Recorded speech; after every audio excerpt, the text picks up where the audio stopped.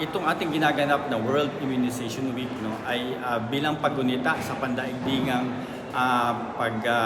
pagpapaalala sa lahat ng tao at lahat, lalo na yung mga magulang, na pabakunahan ang kanilang mga anak laban sa mga vaccine preventable diseases, sapagkat ito pong mga bakunang ito ay napakahalaga para maproteksyonan ang ating mga kabataan, ang ating mga anak laban sa mga sakit na ito. So gusto natin, no, ay lahat ng bata ay maproteksyonan at mabakunahan. Meaning, ang target po natin, 95% ng ating mga kabataan ay mabakunahan laban sa mga sakit na ito. Sa ating mga Muslim brothers and sisters, no, medyo hesitant yung iba na magpapakuna dahil na rin sa kanilang tradisyon as Muslim brothers and sisters.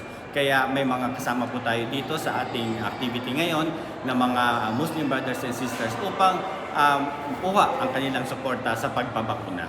Pero ano po yung mga ways natin to adjust that, given na it's more of a cultural thing and may yung hesitancy nga rin?